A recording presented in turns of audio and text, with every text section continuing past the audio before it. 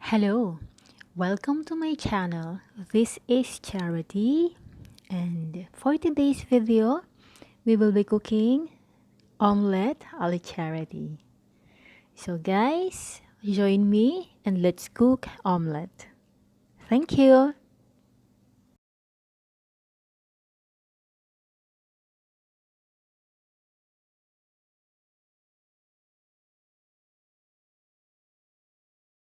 Hello, guys. So, magluluto tayo ngayon ng omelette. So, ito yung mga ingredients natin. Meron tayo ditong tomatoes, mince, onion leeks, minced also, and bell pepper, same cut. And then, meron tayong dalawang itlog dito. So, since wala tayong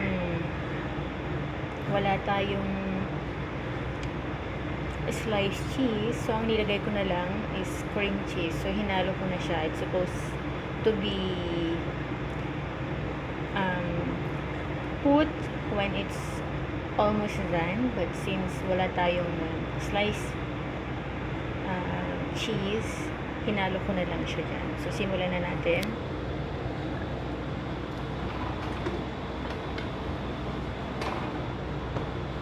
Pwede na nating pagsabay-sabayin yan.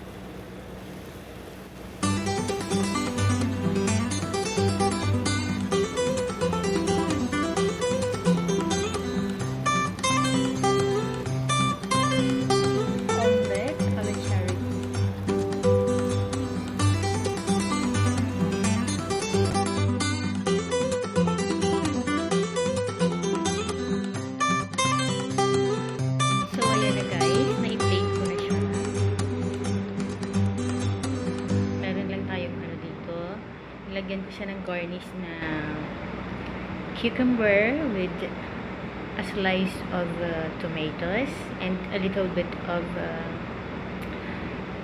mayonnaise. So, ito na guys. Pwede na tayong kumain. At etong juice ko ay mixed fruit, four season. Guys, tapos na tayong magluto ng omelette a la Charity. Ngayon naman, it's tasting time. So, tikman natin kung masarap ba yung omelette a la Charity.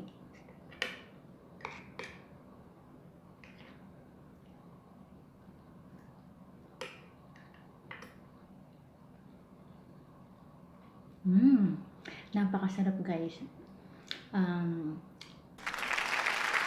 Subukan nyo rin gawin. Napakasimple lang. Ingredients lang ang kailangan. Kailangan lang natin ng itlog, ng bell pepper, onion flakes, cheese. Kung wala kayong sliced cheese, pwede namang cream cheese ang gamitin. Yun lang guys. Salamat at sana'y nagustuhan nyo ang video na ito. Kung may katanungan kayo, pwede nyong i-comment sa comment section para masagot natin sa mga susunod na ating videos.